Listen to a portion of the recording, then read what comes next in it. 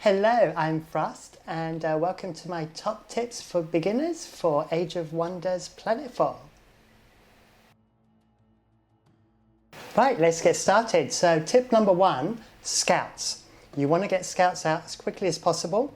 Every faction has its own scouts, and if you check my factions guide, you'll be able to know which one's which, but essentially it's the flying units. So if we look at my screen right now, you can see I've got one of my little flying units here in the middle. I'm using the kir'ko at the moment. And you want your scouts to do three things. The first thing is you want to send them out, preferably 4 of them in every direction, but 2 at the very minimum, starting with up and down, in order to find the borders of your opponents. If you know where their borders are, then potentially when you get attacked later in the game, you know what direction they're going to come from, and you can move your armies in the right direction. The second reason is you want to go and claim sectors as quickly as you can. So let me just end this turn. The reason why you want to do that is because every time you claim a sector, if an opponent then builds a base or a colony on annex on that sector, they will then get something called casus belli, which can allow you then to go to war with them with just cause. So you can see that if I just go over to the little marker for that sector, there we go, unclaimed wilderness sector, as you can see down here at the bottom. So now that I have actually claimed that. And then the third reason, which then leads us on to the second tip, is you want to pick up all the goodies as you go along, and especially cosmite. So you want to fly around and try and find as much of the cosmite as you can. And that brings us on to tip number 2. So tip number 2, you want to be building colonizers as early as possible in the game. The reason why is because the more colonies you have, the more you can expand, the more you can grow, the more resources you can get, the more armies you can get, the more power you have. Also, you can also win the game by actually having the most sectors annexed on the planet. And one of the things you're going to need for that is you're going to need cosmite, hence why you need to go with your scouts and try and pick up as much cosmite as you can. And ideally, you want to try and build 4 colonies as quickly as you can. The other thing that you need to know is if you go into your research, sorry, the wrong one, you go to your research, up here, there we go, into your society research, you need frontier facilities. So frontier facilities is the first skill that you want to get so that you can build your colonizers as quickly as possible. And all your focus should be on trying to get colonizers out as quickly as possible. Right, so now for tip number 3. Tip number 3 is going to be specialize your colonies. So every colony, when you first build it, you get the opportunity to build a biofarm, a replicator factory, a research and development, or the last one, which is production. And ideally, you want all 4 colonies to specialize in their own things. So the first colony you're going to need food because you want to grow. So you need at least 2 sectors on your first colony to be with food and then to have a central biofarm. Then you want to go to energy, and then you want to have 2 sectors, energy sectors with that next colony. And then the colony after that, you're going to want production, but you're going to need the energy before you can actually produce stuff because you need the energy to build. And then finally, your 4th colony, you want to then try and focus it on research and have at least 2 research sectors, so 2 research sectors with it. So that's really important. That's why you want to have lots of colonies to start with, and that will allow you to expand quickly. And then later in the game, you can actually then really get those colonies to focus on producing as effectively as possible, because you get bonuses for sectors doing different things. So for example, farming sectors get bonuses to food production and so on. Tip number 4 is when you're expanding your colonies, either expand up or expand down. Do not go side to side. The reason why you want to do that is because the edges of the map on the top and the bottom do not wrap, but they do on the edges. And what it means is, therefore, if you build your borders or your colonies up against an edge on the top or the bottom, that reduces the amount of borders that you can be attacked from. So ideally, the shape that you want for your colonies is a triangle. So you want it to be pointy at the top or the bottom and then expanding out onto an edge, and then that way that reduces your borders significantly. Also, if you want to, like on this map here, if you look at my map, you can see that down the bottom here I have water. Water also works really, really well. If you want to build away from water, that's great, because generally you will find that the AI opponents do not attack you over water. It's very, very unusual for them to do that unless they're actually crossing a very small channel. But they won't go around the coast to attack you. So build against an edge, build against water. Tip number 5 is operational effectiveness. I cannot stress how important it is. We're going to go into the society menu, and what's unusual is it's in the society menu, but it's more to do with military. And you can see it down the bottom here, operation effectiveness. So ideally, when you've done your frontier facilities, then you'll do your doctrine, because you generally have one doctrine available as soon as you start. Then you will do area surveillance, and then immediately you'll do operation effectiveness. And then I recommend every time you kind of finish one of these vertical trees, the first thing you should do on the next vertical line is the next operation effectiveness. Why? Because these are really, really important for your military. They decide how much and the quality of the tactical combat that you can use, tactical operations you can use in manual combat. They define how quickly you can prime your strategic operations, and they also decide how many doctrines you can have active at one time. Now, as these things affect combat heavily, I highly recommend that you always prioritize your operation effectiveness. Right, my number 6 tip for you is always have a repair unit in your armies. So for example, right now I have the kir'ko, and the repair unit is the Transcendent. Once again, in my factions guide, I will tell you all the repair units for all of the factions. The reason why you want this is because when you attack AI opponents, they will always focus fire on at least one of your units. And rather than losing the unit, if you have a repair unit available, you can always fix it. As you get later in the game, you're going to want maybe one, maybe two of these to then basically always be there to help repair your heroes, as you don't want to lose your heroes. So there you go, that's my next tip for you. Make sure you have your repair units. They will save you a lot of time and effort.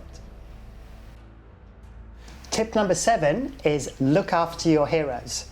Okay, your heroes are very, very useful to you. They do lots of damage and they generally have lots of hit points. So when you're upgrading your heroes in early game, you really want to be focusing on 3 areas. Vitality, you want to make sure that you get as many hit points as possible. Ranged specialists, because you want a ranged weapon. You want your hero to be at the back, not at the front. You want them to stay alive as long as possible, along with the help from your repair unit. So therefore, a ranged weapon is much, much better for your hero. That way they can sit back, do loads of damage, and they can have loads of hit points in order to stay alive. So the ranged specialist gives them a damage boost, and Deadeye is also an option you may want because you get more chances of critical hits, which is very, very useful when you're using a hero that generally has a higher grade weaponry than your standard units. Also, as you can see here, let me just confirm that. You can see that I have a melee weapon, so I'm going to swap this out straight away, and I would put in, let's say, a Psi rifle or a Thrax rifle.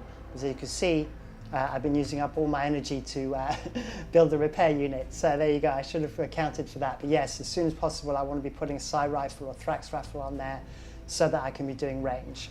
And don't worry about the mods at this stage. You really want your Cosmite to be going towards your colonizers. Once you've got your 4 colonizers out, then you can start using the Cosmite to put mods onto your hero. There we go. Tip number 8 is manual combat everything.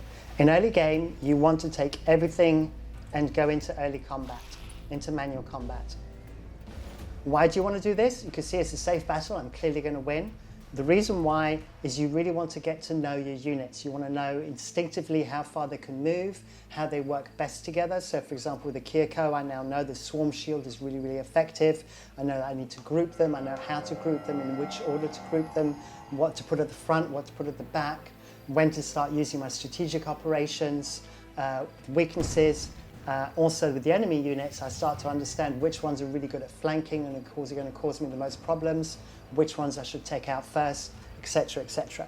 So the more practice you get, the better. Also, when you get heroes and they're upgrading, then you'll get new abilities, and it's good to practice those abilities and to see how they work. I mean, one of the examples is I learned with heroes very early on that sniper rifles are a pain, because every time you want to use your hero, you move him too far and you lose the ability to use your sniper rifle.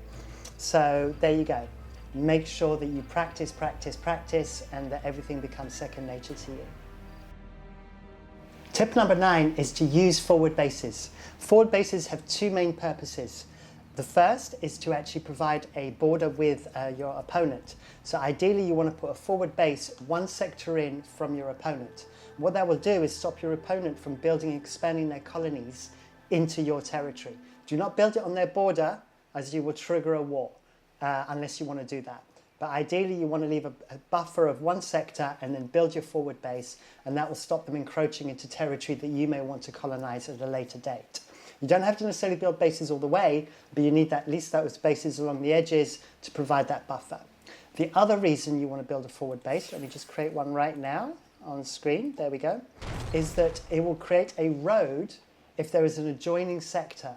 So what this will do is it will speed up the movement of your armies around your colonies. This is very, very important when you get a little bit later in the game. Let me just end that turn. As otherwise, you will find that you're not moving your armies fast enough to respond to an attack. So by having forward bases in the directions where you know you're potentially going to be attacked, it means that you can then move your units much, much faster. So you can see now, it's actually following my mouse down the middle of the screen here. You can see that it's created a road, and that will mean that my units can now move much, much faster along this road. So forward bases are very, very good for troop movement.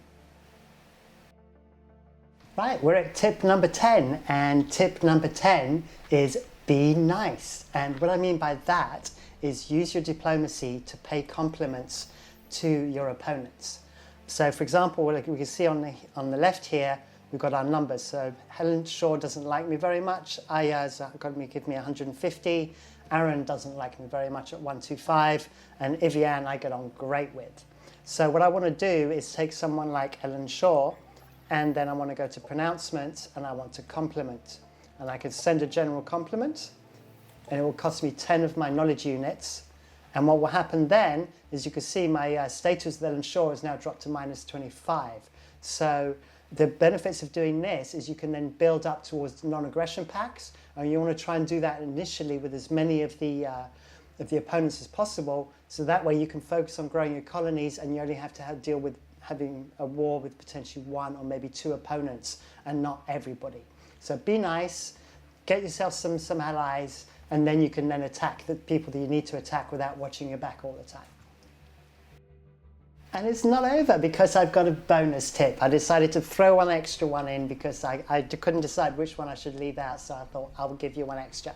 My bonus tip is be nice to one faction. So focus on one faction and just keep the other one under control. The reason why you want to do this is because the factions, you'll always have two NPC factions, and the NPC factions never like each other.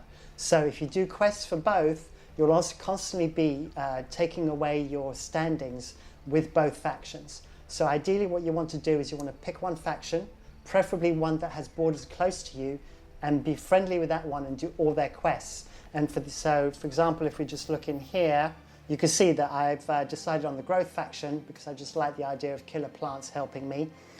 So I've completed all their quests, and therefore I have a peaceful situation with them.